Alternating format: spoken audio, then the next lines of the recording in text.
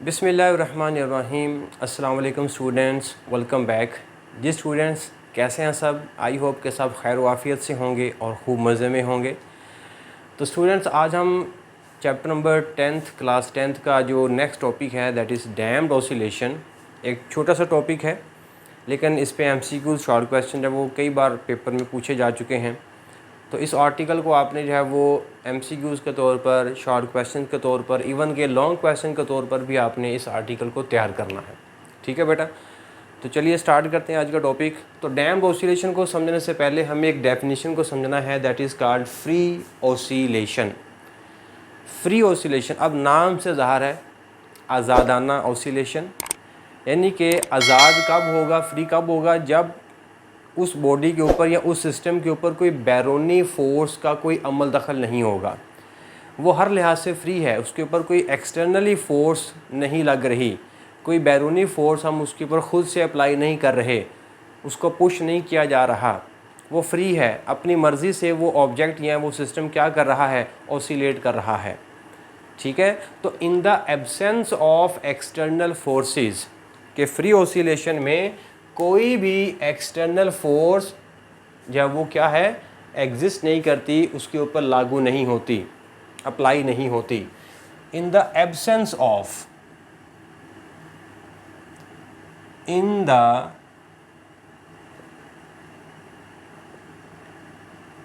The absence of any external forces, कोई भी external forces की गैर मौजूदगी में होने वाली जो ऑसिलेशन है उसको हम बेटा क्या नाम देंगे, फ्री ऑसिलेशन। ठीक है, तो जब कोई भी एक्सटर्नली फोर्स हम उसके ऊपर अप्लाई नहीं करते हैं तो नतीजतन उस ऑसिलेशन में क्या होता होगा, तो उस ऑसिलेशन में वो जो सिस्टम है या वो जो ऑब्जेक्ट ऑसिलेट कर रहा है उसका एम्पलीट्यूड चेंज नहीं होता। एम्पलीट्यूड डज नॉट चेंज और रिमेन्स सेम, रिमेन्स सेम। ठीक है, उस बॉडी का, उस सिस्टम का एम्पलीट्यूड उतना ही रहता है, हर वक्त उसका एम्पलीट्यूड सेम रहेगा, चेंज नहीं होगा, डिक्रीज़ नहीं होगा। दूसरे नंबर पे इस तरह की ऑसिलेशन में अगर एम्पलीट्यूड सेम है तो वो ऑब्जेक्ट या वो सिस्टम जिस फ्रीक्वेंसी से ऑसिलेट कर रहा होगा उसकी जो फ्रीक्वेंसी है वो भी क्या होगी, also remains same, that is unchanged, वो भी तब्दील नहीं होगी।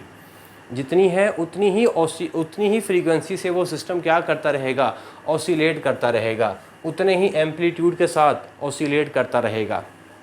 ठीक है, और जो एनर्जी है उस सिस्टम की, energy of the system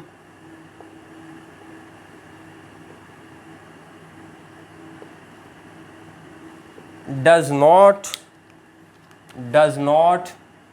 dissipate। Dissipate मतलब ज़ाया नहीं होती है, खर्च नहीं होती है, कम नहीं होती, जितनी है उतनी ही रहेगी। ठीक है, डेसिपेट नहीं होती, ख़त्म नहीं होती। Energy of the system does not dissipate. तो ये वाली जब वो कंसीक्वेंसेस होंगे अगर वो ऑब्जेक्ट क्या कर रहा होगा, फ्री ऑसिलेशन कर रहा होगा। जैसे कि आप देख सकते हैं कि अगर हम स्प्रिंग मैथ सिस्टम की एग्जांपल लेते हैं तो स्प्रिंग मैथ सिस्टम के अंदर वो जो ऑब्जेक्ट है वो सदाबहार क्या करता रहेगा, ऑसिलेट करता रहेगा। और उसका जो अगर हम साथ ही ग्राफिकल रिप्रेजेंटेशन देखें तो उस ग्राफ का जितना ऊपर जा रहा है उतना वो नीचे आ रहा है, जितना ऊपर जा रहा है उतना नीचे आ रहा है, मतलब उसका जो एम्पलीट्यूड है वो सेम है। और जिस फ्रीक्वेंसी से वो वाइब्रेट कर रहा है उसकी वाइब्रेशन भी जब वो कैसी रहेगी, सेम रहेगी। ठीक है। और एनर्जी जितनी है उतनी ही एनर्जी से वो क्या कर रहा है, वाइब्रेट कर रहा है। तो ऐसे सिस्टम को, ऐसी ऑसिलेशन को हम क्या नाम देंगे, free oscillation, in the absence of any external forces, कि उसके ऊपर कोई फोर्स का अमल दखल नहीं है। जितनी एनर्जी उस सिस्टम के पास है उतनी एनर्जी लेकर वो ऑसिलेट करता जा रहा है, करता जा रहा है, करता जा रहा है, रुकने का नाम नहीं लेगा कभी। ठीक है। तो ऐसी ऑसिलेशन को हम नाम देंगे फ्री ऑसिलेशन, जो कि प्रैक्टिकली एग्जिस्ट नहीं करती है। ठीक है।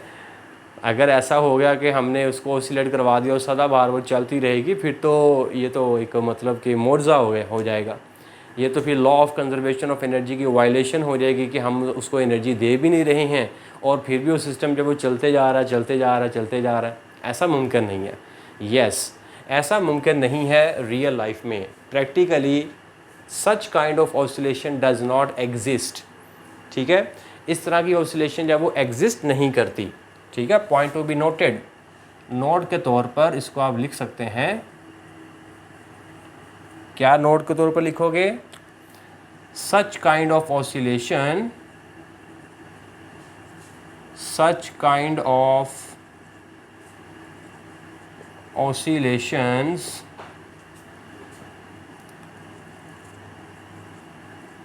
do not exist in real life। क्या रियल लाइफ में इस तरह की ऑसिलेशन एग्जिस्ट नहीं करती। ठीक है बेटा। अच्छा, फ्री ऑसिलेशन का जो दूसरा नाम है, इसको हम कभी कभार अनडैम्ड ऑसिलेशन भी कह देते हैं। ठीक है बेटा। इसको हम कभी कभार, it is also known as, it is also known as undamped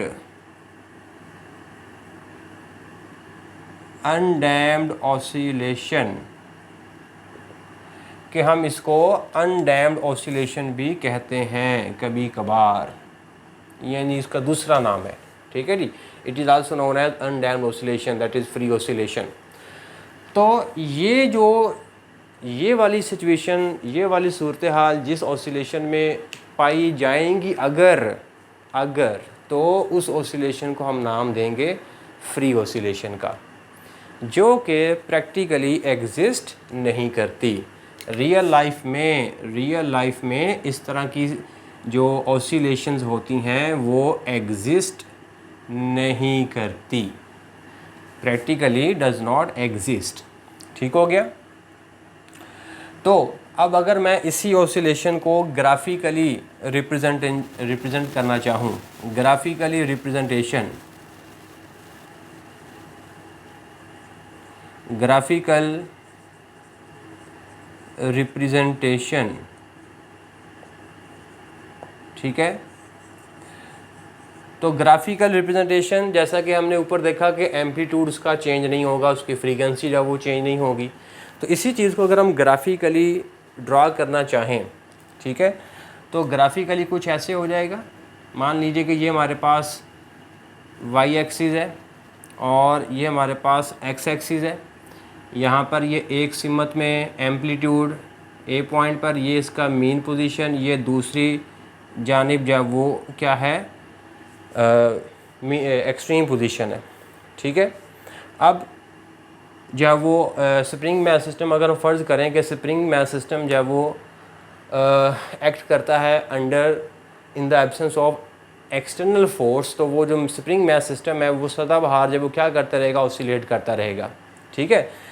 तो अगर हम इसी चीज़ का ग्राफ बनाना चाहें, तो ये हमारे पास है एक्सट्रीम पोजीशन, मैं इसको ड्रा कर रहा हूँ। ठीक है। तो इन्हीं एक्सट्रीम पोजीशन के दरमियान जब वो हमारा जो ग्राफ बनेगा,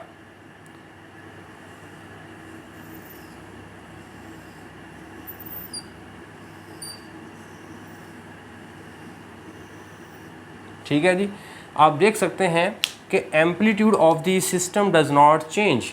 एम्पलीट्यूड क्या होता है कि मेन पोजीशन से लेकर एक्सट्रीम पोजीशन तक का जो डिस्प्लेसमेंट होता है, ये वाला डिस्प्लेसमेंट, यहाँ पे डिस्प्लेसमेंट देख लें, यहाँ पे डिस्प्लेसमेंट देख लें, यहाँ पे डिस्प्लेसमेंट देख लें, यहाँ पे डिस्प्लेसमेंट देख लें, तो हर पॉइंट पे आपको जो डिस्प्लेसमेंट है वो कैसा मिलेगा, सेम मिलेगा। ठीक है जी।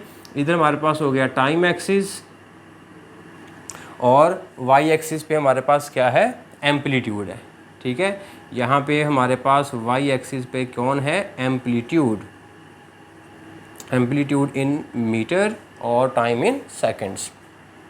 तो ये जो हमारे पास ग्राफ बनेगा, such kind of graph is for free oscillation, कि जिसमें आप देख सकते हैं कि कोई भी जब वो फोर्स एग्जिस्ट नहीं कर रही है, सिस्टम ने अपना ऑसिलेशन, अपना जो एम्पलीट्यूड है वो बरकरार रखा, और फ्रीक्वेंसी भी जब वो कम या ज़्यादा नहीं हो रही, और एनर्जी जब वो जो एनर्जी लेके चला था वही एनर्जी उसके पास सदा बाहर रहती है, ख़त्म नहीं होती, कम नहीं होती। ठीक है, तो ये जो ऑसिलेशन है ये कहलाएगा फ्री ऑसिलेशन। अच्छा, अब इसी का बरअक्स जो कि हमारा टॉपिक भी है और हमारी बुक में जब वो इसका ज़िक्र भी है, that is called free oscillation का अपोजिट, जैसे इसका दूसरा नाम क्या था, अनडैम्ड ऑसिलेशन। तो अनडैम्ड का दूसरा रेसिप्रोकल क्या होगा, डैम्ड ऑसिलेशन। तो अनडैम्ड ऑसिलेशन का रेसिप्रोकल कौन होगा, डैम्प्ड, डैम्प्ड ऑसिलेशन। ठीक है जी। तो अनडैम्प्ड में क्या था, फ्री ऑसिलेशन में क्या था कि in the absence of some external forces. ठीक है, डैम्प्ड, डैम्पिंग होता क्या है, तो डैम्पिंग से क्या मुराद है, डैम्पिंग से मुराद है कि ऐसा इफ़ेक्ट जो कि वाइब्रेशन का एम्पलीट्यूड को क्या कर दे, रिड्यूस कर दे, that effect is known as damping. ठीक है, तो पहले हम थोड़ी सी डैम्पिंग की डेफिनेशन लिख लेते हैं कि what is meant by damping. कि डैम्पिंग क्या होता है कि any effect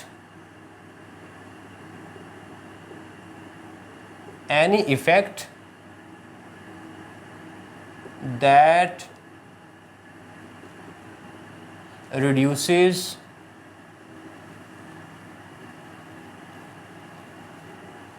the amplitude of vibrations or oscillations, vibrations or oscillations।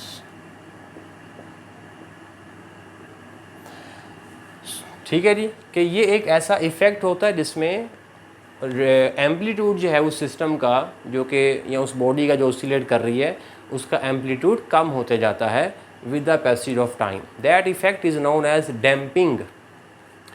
तो ये जो इफ़ेक्ट है ये क्यों कर पैदा होता है, सम एक्सटर्नल फोर्सेस। यहाँ पे क्या था कि एक्सटर्नल फोर्सेस नहीं थी तो डैम्पिंग नहीं होगी, यहाँ पे एक्सटर्नल फोर्सेस होगी तो मतलब डैम्पिंग होगी। तो इसी वजह से इन कंडीशन के अंडर जो ऑसिलेशन होगा उसी को हमने नाम दे दिया है डैम्प्ड ऑसिलेशन। ठीक है जी। तो इफ़ेक्ट किस वजह से प्रोड्यूस होता है, सम रेजिस्टिव फोर्सेस, कुछ फोर्सेस होती हैं जो कि डैम्प्ड ऑसिलेशन का बाइस बनती हैं। और वो फोर्सेस कौन कौन सी हो सकती हैं, वो फोर्सेस या वो कोई भी रेजिस्टिव फोर्सेस हो सकती हैं, रेजिस्टिव फोर्सेस हो सकती हैं, फ्रिक्शनल फोर्सेस हो सकती हैं। ठीक है, एयर रेजिस्टिव या ड्रैग फोर्सेस हो सकती हैं। तो ये तमाम फोर्सेस जो है वो हमें क्या मतलब कि इन तमाम फोर्सेस को हमने जनरली एक नाम दे दिया, that is called damp forces या डैम्पिंग। डैम्पिंग इसको हम जनरली क्या नाम दे देंगे, डैम्पिंग फोर्सेस। ठीक हो गया। तो डैम्पिंग फोर्सेस कई तरह की हो सकती हैं जो कि रुकावट का सबब बनते हैं। रुकावटी फोर्सेस, डैम्पिंग फोर्सेस मतलब रुकावटी फोर्सेस, तो वो रुकावटी फोर्सेस किसी भी शक्ल में हो सकती हैं, किसी भी तर्ज में हो सकती हैं, तो उनको हम बेटा नाम दे देंगे डैम्प्ड ऑसिलेशन। ठीक हो गया। तो डैम्प्ड ऑसिलेशन की भी डेफिनेशन क्या होगी, इन the presence of in the presence of resistive forces, in the presence of some frictional forces, some drag forces, or we can say in generally some damping forces, in the presence of some damping forces। ठीक हो गया। तो अगर मैं इसकी definition लिखना चाहूँ तो इसकी जो डेफिनेशन है वो क्या बन जाएगी, इन द प्रेजेंस, ठीक है। यहाँ पे हमारे पास क्या था, इन द एब्सेंस था, ठीक है, गैर मौजूदगी में। और इन द प्रेजेंस मतलब मौजूदगी में, in the presence of some resistive forces. तो इस तरह की डैम्पिंग, इस तरह की ऑसिलेशन को हम क्या नाम दे देंगे बेटा, डैम्ड ऑसिलेशन। तो डैम्ड ऑसिलेशन में क्या क्या हो सकता है, क्योंकि जब फोर्सेस का अमल दखल होना है तो जैसे कि फ्री ऑसिलेशन में एम्पलीट्यूड तो सेम था उस बॉडी का, लेकिन यहाँ पे तो एम्पलीट्यूड कैसा रहने वाला है, सेम नहीं रहने वाला, ठीक है। इस तरह की ऑसिलेशन में क्या होगा, एम्पलीट्यूड या वो उस सिस्टम का क्या होगा, सेम नहीं होगा, ठीक है। जैसे अगर मैं यहाँ पे एग्ज़ाम्पल दूँ, यहाँ पे अगर मैं कुछ एग्ज़ाम्पल दूँ, जैसे कि ये मेरे पास एक स्प्रिंग है और इसको जो है वो हमने, इसके साथ मैंने एक ऑब्जेक्ट को बांध दिया एम मैस का। तो अब मैं इसको ऐसे पकड़ के उछालता हूँ, ठीक है। मैं इसको ऐसे इसकी इस मेन पोजीशन ओ से पकड़ता हूँ और इसको मैं जब वो यहाँ पे ले आता हूँ एक्सट्रीम पोजीशन ए पर। अब जब ये ए पर आएगा तो ये वापस इधर आएगा, ठीक है, और ये स्प्रिंग कंप्रेस्ड होगा, ये फर्दर आगे मूव कर जाएगा अपनी दूसरी पोजीशन, दूसरी एक्सट्रीम पोजीशन बी तक जाएगा, ठीक है। फिर ये वापस ओ पे आएगा, फिर ये वापस ए पे जाने की कोशिश करेगा। लेकिन इस ऑसिलेशन के दौरान जो जो ये ऑसिलेट करेगा, पहले मैंने इसको यहाँ पे लाके छोड़ा, फिर अगली अपना वाइब्रेशन में ये ऑब्जेक्ट जब यहाँ पे आ जाएगा, फिर यहाँ पे आएगा, फिर यहाँ पे आएगा, और करते करते ये ऑब्जेक्ट क्या कर जाएगा, अपनी मेन पोजीशन पर आ जाएगा। जैसे कि आप उसे इधर देख सकते हैं एनिमेशन में कि हम जब वो स्प्रिंग को जब वो छोड़ते हैं, लेकिन वो क्या होता है कि वो इतनी देर तक वाइब्रेट नहीं करता, बल्कि वो जल्दी जब वो क्या हो जाता है, उसकी ऑसिलेशन ख़त्म हो जाती हैं और वो अपने आप को रेस्ट में करना चाहता है, ठीक है। तो ये जो आप एनिमेशन में देखते हैं, ये जो है डैम्ड ऑसिलेशन की है, ठीक है। डैम्ड ऑसिलेशन में चूँकि उसके ऊपर फोर्सेस का अमल दखल होता है, इसलिए वो अपना एम्पलीट्यूड को बरकरार नहीं रख पाता, जिस वजह से वो अपने आप को रेस्ट में ले आता है, ठीक है जी। जब उसके पास सारी एनर्जी ख़त्म हो जाती है, जब उसके पास सारी एनर्जी ख़त्म हो जाती है, उसका एम्पलीट्यूड जब वो कम होना शुरू हो जाता है और होते होते जब वो रुक जाता है, तो इस ऑसिलेशन को हम क्या नाम देते हैं, डैम्ड ऑसिलेशन, ठीक है। अगर हम इसी चीज़ को अगर हम ग्राफिकली ज़ाहिर करना चाहें, ये हमारे पास एक्सट्रीम पोजीशन है ए, ये हमारे पास मेन पोजीशन ओ, और ये हमारे पास दूसरी एक्सट्रीम पोजीशन बी। इसमें क्या था, इसमें उसने अपना एम्पलीट्यूड बरकरार रखा था, सेम रखा था, चेंज नहीं हुआ था। लेकिन यहाँ पे ऐसा नहीं होगा, यहाँ पे उसका जो एम्पलीट्यूड है वो with the passage of time क्या हो जाएगा, डिक्रीज़ होना शुरू हो जाएगा, ठीक है। तो उसको अगर हम यहाँ पे शो करें,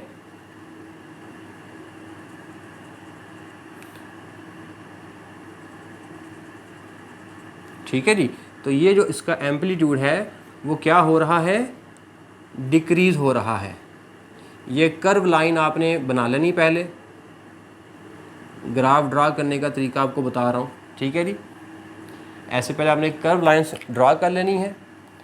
ये कर्व लाइन क्या शो कर रही है, डिक्रीज़ इन एम्पलीट्यूड, क्योंकि हमारे वाई एक्सिस पे कौन है, एम्पलीट्यूड है, और एक्स एक्सिस पे कौन है, एक्स एक्सिस पे हमारे पास है टाइम। जैसे यहाँ पर एक्स एक्सिस पे कौन था, टाइम, और वाई एक्सिस पे कौन था, एम्पलीट्यूड। लेकिन फ्री ऑसिलेशन में एम्पलीट्यूड हर वक्त कैसा रहता है, सेम पॉइंट पे, सेम अपना पोजीशन पर, सेम पोजीशन, अपनी जो पोजीशन है वो चेंज नहीं हो रही।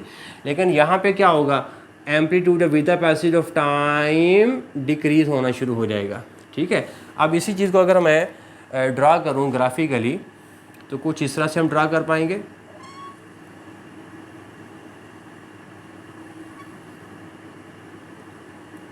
ठीक है, समझ में आ रहा है कि with the passage of time जो एम्पलीट्यूड है वो क्या हो रहा है, डिक्रीज़ हो रहा है।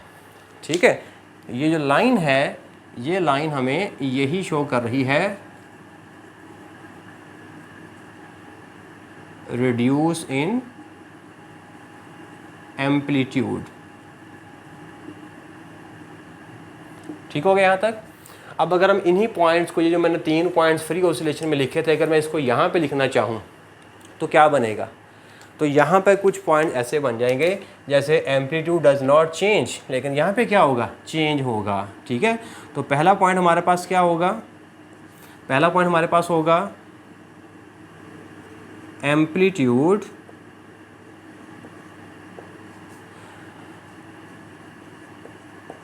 Does not remain same, amplitude remain same नहीं रहता। दूसरा, अगर एम्पलीट्यूड सेम नहीं रहेगा तो उसकी जो फ्रीक्वेंसी है उसके ऊपर भी इफ़ेक्ट आएगा।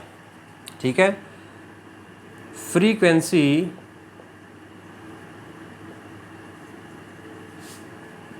ऑफ द सिस्टम क्या हो जाएगी, चेंज हो जाएगी। और चूंकि ड्रैग फोर्सेस हैं तो ड्रैग फोर्सेस की वजह से उस सिस्टम की जो एनर्जी है with the passage of time same नहीं रहती, डिक्रीज़ होती रहती है। यहाँ पर तो उसके पास सेम थी ना, डेसिपेट नहीं हो रही थी, लॉस नहीं हो रही थी, लेकिन यहाँ पे क्या होगा, यहाँ पे उसकी जो एनर्जी है वो लॉस होना शुरू हो जाती है, वो डिक्रीज़ होना शुरू हो जाती है, और अल्टीमेटली जब सारी एनर्जी ख़त्म हो जाती है तो वो ऑब्जेक्ट जब वो रेस्ट में आ जाता है। ठीक है, सो एनर्जी मैं यहाँ पे लिखूँगा decreases, energy decreases with respect to time and ultimately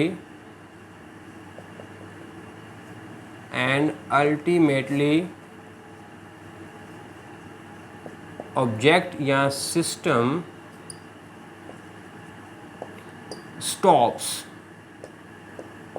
ठीक है, तो वो सिस्टम क्या हो जाता है, जब उसकी एनर्जी आस्ता आस्ता टाइम के साथ साथ कम होती जाती है तो वो ऑब्जेक्ट अल्टीमेटली जब वो क्या हो जाएगा, स्टॉप हो जाएगा। Is it clear? जैसा कि आपने एनिमेशन में देखा, ठीक है, कि जो स्प्रिंग है उसको हम प्लग करते हैं लेकिन वो थोड़ी सी ऑसिलेशन करता है जब तक उसके पास एनर्जी रहती है, और फिर उसके बाद वो ऑब्जेक्ट रुक जाता है। तो डैम्प्ड ऑसिलेशन में प्रोग्रेसिवली उसका जो एम्पलीट्यूड है वो डिक्रीज़ होते जाता है। क्यों होते जाता है? क्योंकि जब वो ऑसिलेट करता है, ऑसिलेट करने के दौरान, जैसे अगर मैं यहाँ पे थोड़ा सा एक्सप्लेन करना चाहूँ कि अगर फ़र्ज़ करें कि ये हमारे पास जो है वो एक पेंडुलम है, इसको हमने जब वो यहाँ से पकड़ा और इसको जब वो एक्सट्रीम पॉइंट पे ले गए, फ़र्ज़ करें यहाँ पे ले आए ए पॉइंट पर। अब जब ये ए पॉइंट से ओ की तरफ जाएगा तो फ़र्ज़ करें ये यहाँ पर आया, जब ये यहाँ से यहाँ पर आएगा, ठीक है जी, ए से इस बी पोजीशन की तरफ आया, तो रास्ते में इसको रेजिस्टिव फोर्स का सामना करना पड़ा, और रेजिस्टिव फोर्स कैसी होगी, उसकी मोशन के अपोजिट डायरेक्शन में होगी। ठीक है, तो जब वो ए से बी की तरफ आएगा उसको रेजिस्टिव फोर्स के मुखालिफ काम करना पड़ेगा उस सिस्टम को, उस ऑब्जेक्ट को। तो उस काम करने के नतीजे में उसकी थोड़ी सी एनर्जी क्या हो जाएगी, लॉस हो जाएगी, थोड़ी सी एनर्जी उसकी क्या हो जाएगी, डिक्रीज़ हो जाएगी। फिर वो क्या होगा, फिर आगे यही ऑब्जेक्ट जब वो मूव करता करता इस सी पॉइंट पर आएगा, सी पॉइंट पर आएगा, तो जब वो बी से सी की तरफ आएगा, ठीक है, तो अगेन इस पॉइंट पर जो उसके ऊपर फोर्स लग रहा है, ड्रैग फोर्स, अगेन वो उसके मुखालिफ होगा। तो सी पॉइंट पर भी जब वो पहुंचेगा तो तब भी उसके ऊपर रेजिस्टिव फोर्स लग रहा है। ठीक है, उसने ऐसे झूलना है, उस पेंडुलम ने ऐसे झूलना है, तो जूं जूं ऐसे झूलेगा तो हवा उसको मुखालिफ फोर्स लगाएगी, उसको रोकने की कोशिश करेगी। ठीक है, जैसे आप गाड़ी में बैठे होते हैं और चलती हुई गाड़ी में अगर आप हाथ बाहर निकालें तो आपका हाथ ऐसे पीछे की तरफ मूव करना शुरू कर देता है। इसका मतलब यह है कि हवा आपके हाथ के ऊपर फोर्स लगाती है, जिसकी वजह से ड्यूरिंग मोशन आपका हाथ पीछे की तरफ मूव कर रहा होता है, बिकॉज एयर रेजिस्टिव फोर्स आपके हाथ के ऊपर अपोजिट डायरेक्शन में, आपकी मोशन के अपोजिट डायरेक्शन में हवा आपके ऊपर फोर्स लगा रही होती है। इसी वजह से यहाँ पर भी जब पेंडुलम मूव करता होगा ऐसा, तो मूविंग के दौरान, मोशन के दौरान जो एयर रेजिस्टिव फोर्स है वो उस ऑब्जेक्ट को फोर्स लगाती है, उसके ऊपर उसको रोकना चाहती है। लेकिन चूंकि उस बॉडी के पास कुछ एनर्जी होती है तो वो अपनी एनर्जी खर्च करता है इस फोर्स के मुखालफत में, इस फोर्स को ओवरकम करने के लिए इसके ऊपर वर्क करता है। तो वर्क करने के नतीजे में क्या होता है, वो अपनी एनर्जी कुछ खो बैठता है। ठीक है, जैसे मैं एक बॉक्स को ऐसे धकेल रहा हूँ, जब मैं ऐसे बॉक्स को धकेलूँगा तो बॉक्स और रोड के फर्श के दरमियान फ्रिक्शन का फोर्स होगा, तो मुझे उस फ्रिक्शन को ओवरकम करने के लिए मुझे उस बॉक्स के ऊपर वर्क करना पड़ेगा ताकि मैं उस फ्रिक्शन के मुखालफत काम कर सकूं, ओवरकम कर सकूं।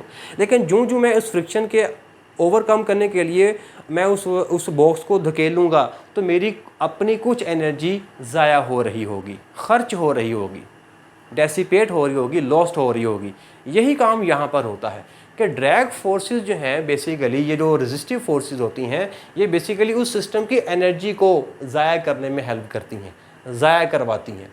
और जब सारी एनर्जी उस सिस्टम की ज़ाया हो जाती है तो फिर अल्टीमेटली वो ऑब्जेक्ट कुछ ऑसिलेट करने के बाद क्या हो जाता है, रुक जाता है, स्टॉप हो जाता है। यही वजह है कि डैम्प्ड ऑसिलेशन में प्रोग्रेसिवली जो एम्पलीट्यूड है उस ऑब्जेक्ट का वो रिड्यूस होता रहता है और आखिरकार वो ऑब्जेक्ट रेस्ट में आ जाता है। ठीक हो गया यहाँ तक? अच्छा, तो अब अगर ये एनर्जी इसकी ज़ाया हो रही है, लेकिन हमने पढ़ा हुआ है कि एनर्जी ज़ाया नहीं होती है। ठीक है, हाँ, एनर्जी ज़ाया नहीं होती है, बल्कि एनर्जी जस्ट अपनी शक्ल चेंज करती है। According to law of conservation of energy, energy can never be destroyed nor be created, but it changes its forms from one form to another form। तो यहाँ पर भी जब इस बॉल के पास, पेंडुलम के पास एनर्जी थी, जब ये मूव कर रहा था, तो हर मोशन के दौरान हर पॉइंट पे इसकी एनर्जी क्या हो रही है, आस्ता आस्ता डिक्रीज़ हो रही है, ज़ाया हो रही है, ख़त्म हो रही है। अगर वो ख़त्म हो रही है according to law of conservation of energy के मुताबिक, वो जो एनर्जी ख़त्म हो रही है वो जा कहाँ रही है? Is it clear? हम जानते हैं ना कि एनर्जी ख़त्म नहीं होती, बल्कि वो क्या कर लेती है, अपनी शक्ल चेंज कर लेती है। टोटल एनर्जी इस यूनिवर्स की, इस सिस्टम की सेम रहेगी, सिर्फ एनर्जी को अपनी शक्ल चेंज करना है। तो यस, यहाँ पर भी एनर्जी अपनी कुछ शक्ल चेंज कर रही होगी। उस पेंडुलम के पास जो एनर्जी में कमी आ रही है, वो कमी जा कहाँ रही है, ये ज़रा सोचें। ठीक है, देखें इसको कैसे सोचेंगे। जैसे अगर मेरे पास ये एक स्प्रिंग मैथ सिस्टम है, इसमें आपको ज़्यादा अच्छे से समझ आएगी इसलिए मैं ये बना रहा हूँ। तो स्प्रिंग मैथ सिस्टम में ये हमारे पास रहा एक स्प्रिंग और ये रहा हमारे पास एक ऑब्जेक्ट जो कि सरफेस पे पड़ा हुआ है। अब जब हम इस ऑब्जेक्ट को यहाँ पे ला के छोड़ेंगे इसकी एक्सट्रीम पोजीशन ए से, ठीक है, ये इसकी मीन पोजीशन ओ, तो ए पे जब ये आएगा और ए पे आने के बाद जब दोबारा ये ओ पर आ रहा होगा तो इस बॉडी और ये सरफेस के दरमियान कौन आ जाएगा, फ्रिक्शन आ जाएगी। ठीक है, फ्रिक्शन आ जाएगी। तो फ्रिक्शन क्या करती है, फ्रिक्शन काजेज हीट, ये हीट का क्या करती है, सबब बनती है।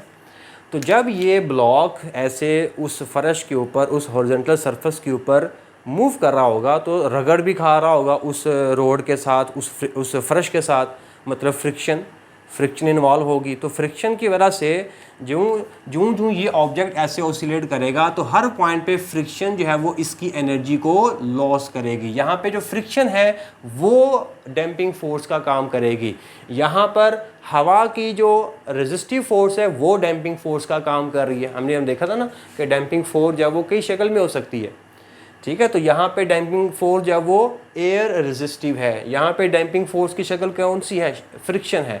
तो यहाँ पे फ्रिक्शन जो है वो क्या करती है, हर पॉइंट पे उस बॉडी की, इस सिस्टम की, इस मैस की एनर्जी को कम कर देती है।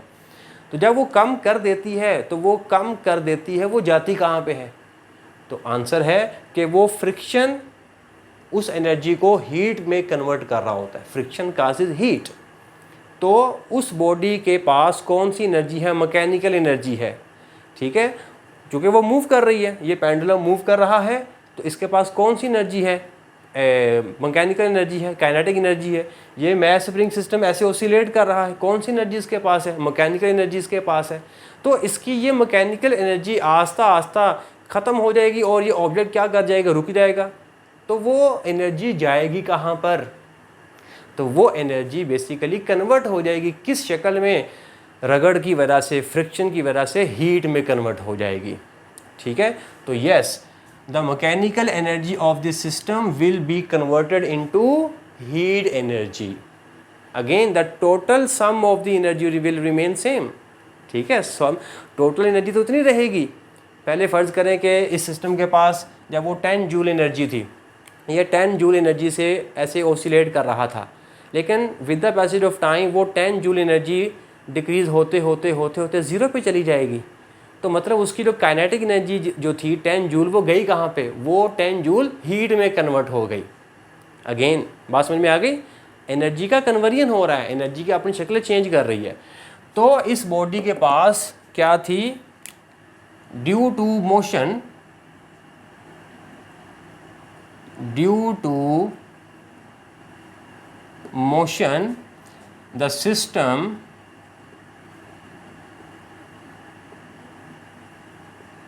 system has mechanical energy,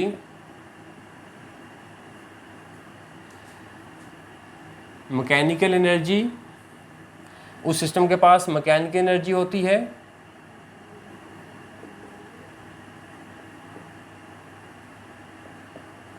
which decreases with time। Time के साथ साथ वो मैकेनिकल एनर्जी क्या हो जाती है? डिक्रीज़ होना शुरू हो जाती है। लेकिन वो जो कमी आती है वो जाती कहाँ पे है? ठीक है, डिक्रीजेज विद टाइम, और वो जो डिक्रीज है वो हीट में कन्वर्ट हो जाती है। So we can say that result हमने क्या निकाला? रिजल्ट पे आ जाते हैं, कंसीक्वेंस। तो रिजल्ट हमारे पास है कि जो मैकेनिकल एनर्जी है इस सिस्टम की, mechanical energy is converted into, किस में कन्वर्ट हो जाती है? यस, हीट एनर्जी में कन्वर्ट हो जाती है, हीट एनर्जी। ठीक हो गया? ये रिजल्ट जो है वो आप याद रखेंगे कि डैम्प्ड ऑसिलेशन में कौन सी एनर्जी किस में कन्वर्ट होती है। तो आंसर है मैकेनिकल एनर्जी जो है वो हीट एनर्जी में कन्वर्ट हो जाती है। क्योंकि कोई भी सिस्टम जो है वो फ्री ऑसिलेट नहीं कर सकता। प्रैक्टिकली हर सिस्टम में कहीं ना कहीं किसी न किसी शक्ल में डैम्पिंग फोर्सेस होती हैं, और वही डैम्पिंग फोर्सेस हैं वो हमेशा उस बॉडी के एम्पलीट्यूड को रिड्यूस करने में हेल्प करती हैं, और अल्टीमेटली वो ऑब्जेक्ट रुकने वाला ही है, और वो रुकेगा ही रुकेगा, क्योंकि उसके पास एनर्जी सदा बाहर तो रहनी नहीं है। हाँ, अगर हम खुद से उसको बाहर से एक कंसिस्टेंटली अगर हम उसको बाहर से एनर्जी प्रोवाइड करते जाएं, फिर तो वो ऑब्जेक्ट या वो लगातार अपनी ऑसिलेशन को बरकरार रखेगा। लेकिन अगर हम एक बार उसको ऑसिलेट करवा के छोड़ दें तो फिर जब वो अपनी ऑसिलेशन को सदा बाहर बरकरार नहीं रख पाएगा। अल्टीमेटली उसको क्या होना है? स्टॉप होना है। तो स्टॉप होना है मतलब डैम्पिंग फोर्सेस अप्लाई होंगी तो वो जब वो बॉडी रुकेगी। तो बिना डैम्पिंग फोर्सेस के ऑब्जेक्ट रुक नहीं सकता। बिना फोर्स के कोई भी ऑब्जेक्ट ना तो मूव कर सकता है, ना ही वो चल सकता है, ना ही डायरेक्शन जब वो चेंज कर सकता है। हमने फोर्स की जनरल डेफिनेशन पढ़ी थी क्लास 9 के अंदर, याद आ गया चैप्टर नंबर 3 में। खैर, तो ये फोर्स का ही जिक्र है, फोर्स का ही कमाल है। ठीक है, एनर्जी का ही जब वो हम सारा कुछ पढ़ रहे हैं, सारा चक्कर एनर्जी का है, एनर्जी के आगे पीछे ही हम घूम रहे हैं। फिज़िक्स यही चीज़ का नाम है, the matter and energy and there interaction. ठीक है, the study of matter, energy and their relationship, इसी चीज़ को हम फिज़िक्स कहते हैं। खैर, तो आपने देखा कि किस तरह जो है वो डैम्प्ड ऑसिलेशन में एनर्जी का कन्वर्जन होता है। ठीक है, तो law of conservation of energy लागू हर वक्त रहता है। तो ये जो सिस्टम है, ये सिस्टम भी, this system also follows law of conservation of energy. ठीक है, ये सिस्टम भी law of conservation of energy को फॉलो करता है। ओके बेटा, ठीक हो गया। तो ये था आज का टॉपिक, डैम्प्ड ऑसिलेशन क्या होता है, इसको आप नोट कर लें। हमने इसकी डेफिनेशन को देखा, इसकी ग्राफिकल रिप्रेजेंटेशन को देखा, इसके अंदर होने वाले मामलात जो है वो कंसिक्वेंसेस को देखा, एम्पलीट्यूड का क्या हो सकता है, फ्रीक्वेंसी का क्या होता है, एनर्जी का क्या होता है। ठीक है, और कौन सी एनर्जी किस एनर्जी में जब वो कन्वर्ट होती है और क्यों होती है, क्यों जो है वो उसका जो एम्पलीट्यूड है ऊपर एग्रेसिवली जो है वो रिड्यूस होता है। ये सारी बातें जो है वो हमने इस लेक्चर में नोट की। ठीक है, अब जो है वो एक आर्टिकल रह गया है, वो है इसकी प्रैक्टिकल एप्लीकेशन, डैम्प्ड ऑसिलेशन की जो प्रैक्टिकल एप्लीकेशन हमारी बुक में गिवन है, शॉक एब्जॉर्बर। ठीक है, तो शॉक एब्जॉर्बर के ऊपर मैं एक अलग से वीडियो बनाऊंगा, मैं डिटेल में हम उसमें बात करेंगे कि शॉक एब्जॉर्बर क्या होता है, वो कैसे वर्क करता है। ठीक है, और वो कैसे जो है वो एम्पलीट्यूड को रिड्यूस करने में हेल्प करता है। तो वो फिर हम इंशाल्लाह अलग वीडियो में देखेंगे। ठीक है जी, वैसे भी इस वीडियो का जो टाइम है वो काफ़ी लेंथी होगी वीडियो। तो खैर, नेक्स्ट वीडियो में इंशाल्लाह हम बात करेंगे कि what is shock absorber and how does it work. तो आज तक का जो लेक्चर है वो इसको आप नोट कर लें, और नेक्स्ट लेक्चर तक मुझे बेटा इजाज़त दें। अल्लाह हाफिज़।